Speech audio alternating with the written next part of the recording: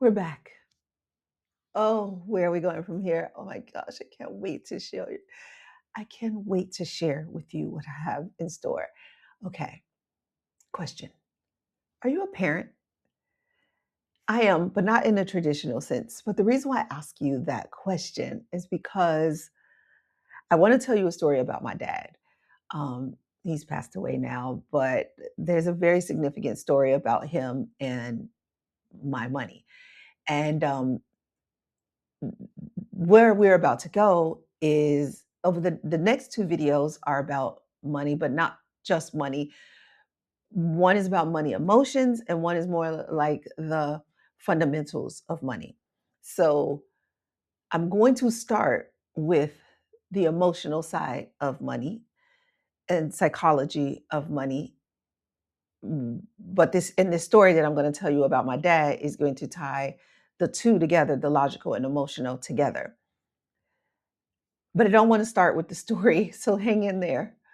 So, money is the number one cause of stress, whether you have a little of it or a lot of it. I love working with people who have a lot of it because they have certain kind of stress. But I also work with people who are looking to grow and have more of it. Let me tell you who I am. I am Kiné Corder, the leading national certified counselor specializing in financial hypnotherapy for stress. And I am building the world's largest global barber network offering mental health and money systems. I do that using these YouTube videos free here on YouTube. Come into your world and drop this knowledge that I have amassed over the last 30 years. But I also created a professional journal for barbers, and you can subscribe to it. It's called the Prosperous Barber Journal. That's where you get the mental health and the money systems, also for free. Now, you can upgrade if you want more, like you want a business system. The business systems is a tiny little upgrade that you can have where what's going to happen is you're going to get access to me. If you have any questions about what I am talking about here in any of these videos or any video I put on YouTube, if you are in the Prosperous Barber Network, then you can ask me those questions and to know how to apply what I'm saying to your specific situation. But not only that, you also get a tribe of barbers going through the same things or different things that you are. You can learn from each other. You can pour into each other. You can have somebody pour into you because you're always pouring into others. So not only do you have me, you have other barbers, you have the business systems, but one more thing. You also have access to an affiliate program where you can offer my mental health tools to your clients and get paid a commission for it. Don't do anything different than you're already doing. You're probably already referring them to other things, right? Restaurants, movies, even vacation spots.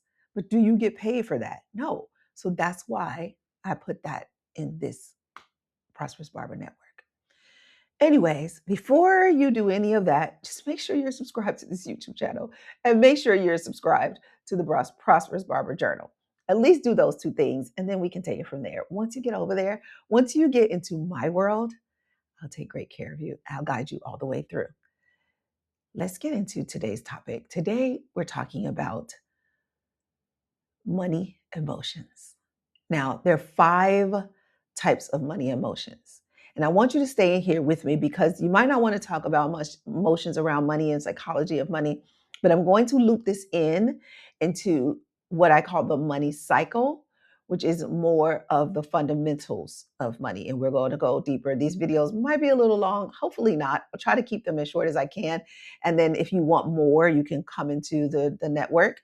But the 5 money emotions. So there are fear based money emotions, lack based money emotions, lust based money emotions, lonely based money emotions, and then there are mission based money emotions. Now, I'm going to break each one down.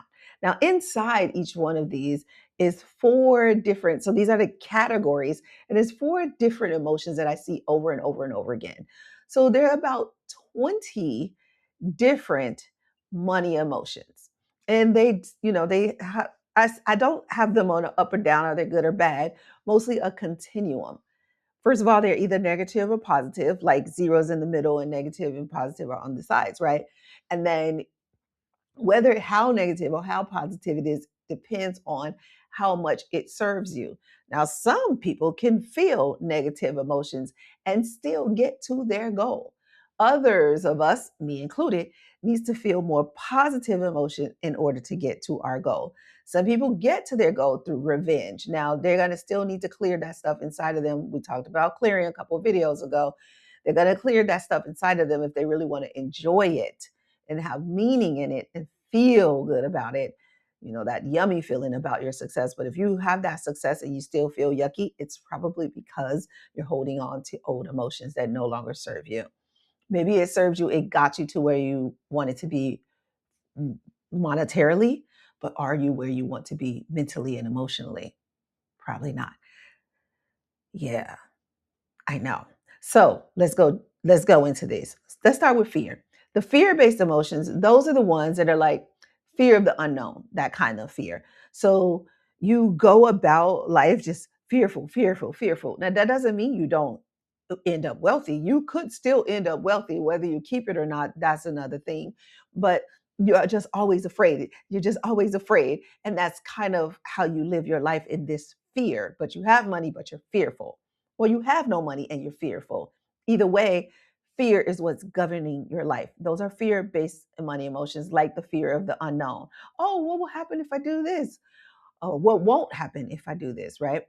So fear-based emotions. Then you have your lack-based emotions, very similar to the fear-based emotions, but slightly different in the sense that you never think it's enough. It'll never be enough. It won't be enough. Oh, what if we don't have enough to go here? What if we don't have, if I go on vacation, what if all my clients leave? If I they leave and never come back. Why? What did you do? Nothing. You just went on vacation. It's okay. What if I raise my prices and all my clients leave? Lack, lack. It's a little fear in there too, but it's a lack.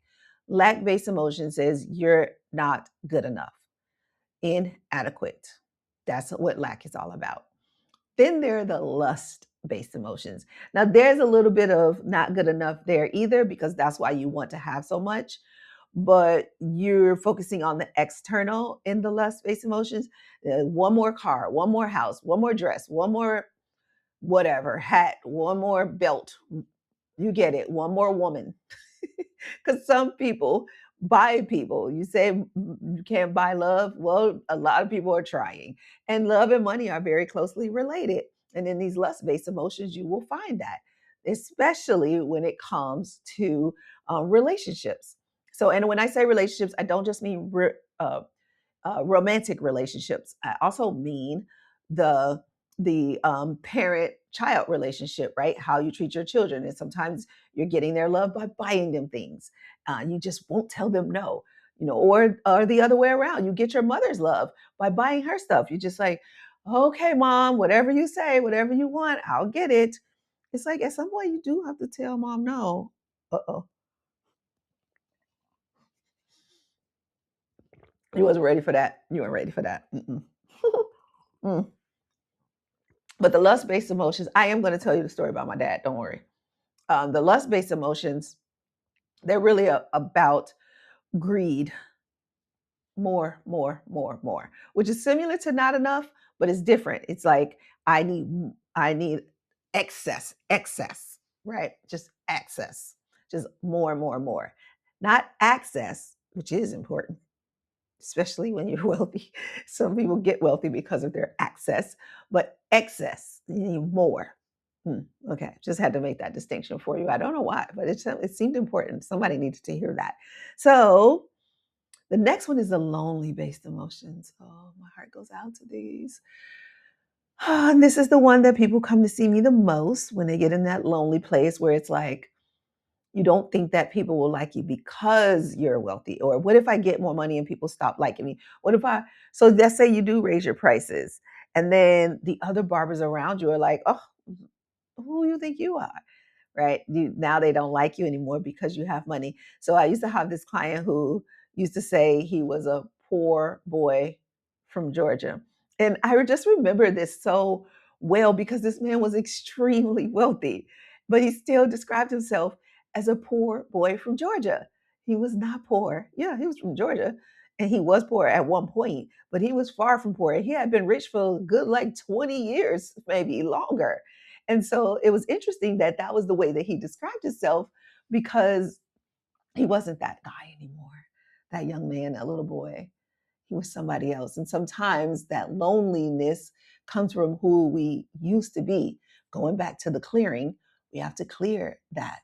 But sometimes we're afraid that people won't like us with money because programming. They say rich people are greedy. And you're like, oh, am I greedy?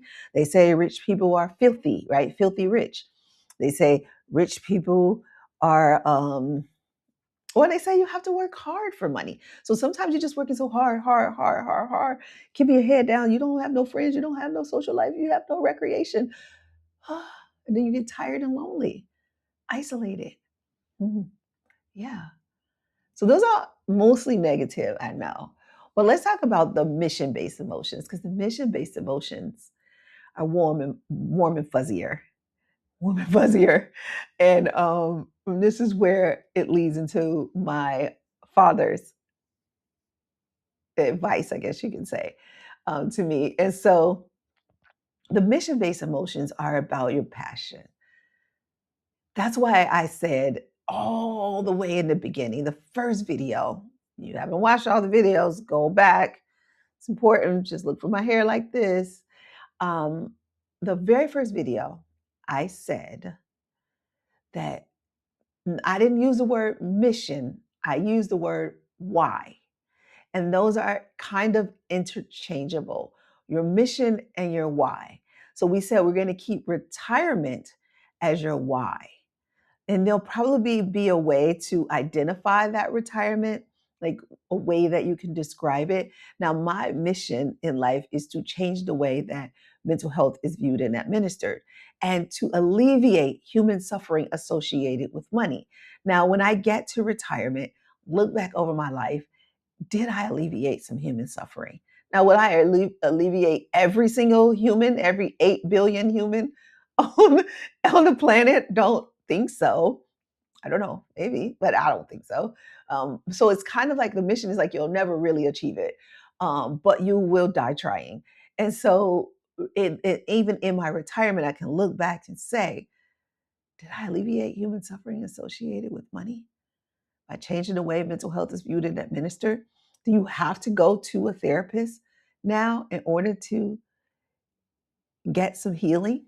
No, maybe not. Maybe now people understand therapy is one way, but there are other ways. And maybe they understand that there's like levels to therapy and that barbers are administering a version of it, and they sort of triage and they can refer their clients to the next level of therapy. Because a lot of times we're not dealing with mental illness, we're just dealing with mental wellness, and we're not well. And the barbers can help their clients become more well. And then if the client is actually ill, they will send them to the hospital or to a therapist. So my father said something to me when I after I wrote my first book. Now, in our family, we believe that you should get paid. You should get paid, and you should get paid well. It's just a belief we have. We are freedom fighters and advocates and activists and all of that, but we also believe that you should get paid. So we don't really run nonprofit organizations in my family because it is my belief, not my parents, my belief that in order to open a nonprofit, you first have to have made some profit. You need to make some profit. That is what I took from what my parents taught me. Oh, make some profit, then open a nonprofit. And part of making profit is charging the people who you serve.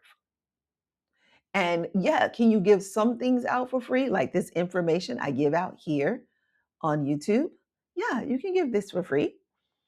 You can do, like I have my professional journal, part of it is free and part of it you pay a fee. Yes, but my father told me when I wrote my book in 2012, The Art of Starting Over, it's available on Barnes and Noble and Amazon. When I wrote my book, he bought my book with cash. In fact, he wouldn't even let me give him change. He said, no, keep the change. And do not let anyone get this book for free. If your father paid for this book, everyone needs to pay for this book. And this is true for all your services. But even before that, he paid me. My father had locks, gray locks like mine. I started his locks when he was 50 years old because he always wanted to have locks, braids and locks. He always wanted to do that, but he worked corporate, so he wasn't able to do it. I started his locks and I did his locks until I lived in Chicago, until I moved out of Chicago, and he paid me every single time. He never let me do his hair for free. And the same is true for my sister. My sister is a hairstylist. I go get my hair done by my sister.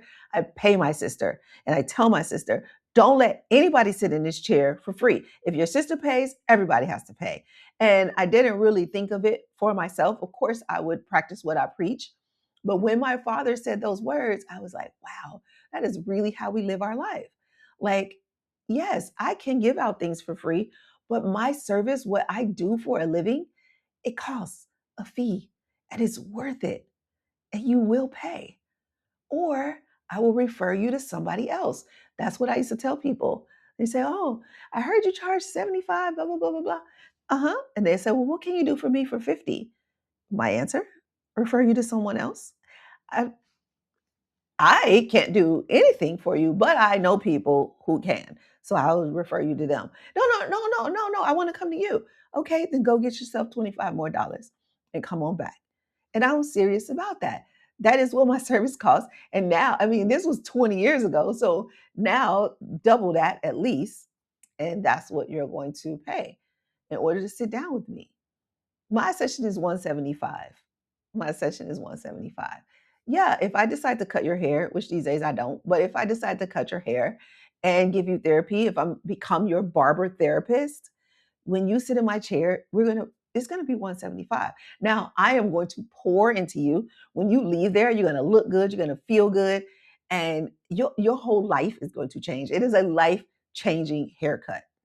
Yes, you can take that. But you actually have to be giving life-changing haircuts if you want to take my quote and make it your own. I am giving out life-changing haircuts, life-changing hair dues, let's say. If you're going to do that, you should charge for it. You should get paid well. Nobody should sit in your chair and just get things for free. Not even the therapy. Got it? Good. So now you know the money emotions. Now you know why you feel the way you feel. Remember, we talked about in the clearing session, those programs. We talked about in the clarity session, those voices that you heard from other people that became your voice. They play out in the money emotions. And it's what I call your money mentality. This is your money personality. Your money personality can be changed.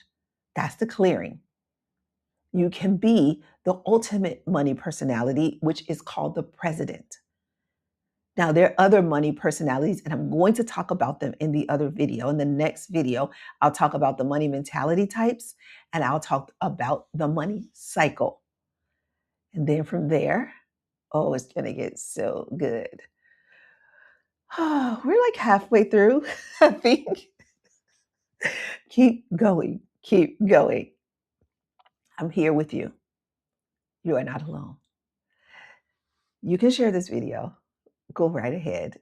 But just make sure you tell the people, subscribe to this YouTube channel. Tell them, subscribe to the Prosperous Journal. They should even upgrade to the Prosperous Barber Network. And then from there, I'll take it from there and I'll tell them what to do next. Because it really depends. Not everybody's going to be able to work with me. Trust me, I do not talk to everyone. You're going to fill out that form. When I get that form, I'm going to scan it and look and see if you're serious. If you're not taking up an hour of my time. I'm sorry, you will not do that. My time is very important and I love giving it in service, but only to those who really know what it means. So that's all for now. Remember, stay in calm, optimal brain. Allow your spirit to expand. And the only way you can do that is clear out these old things that no longer serve you. So keep going to your success. Yours in prosperity. Love you muchly.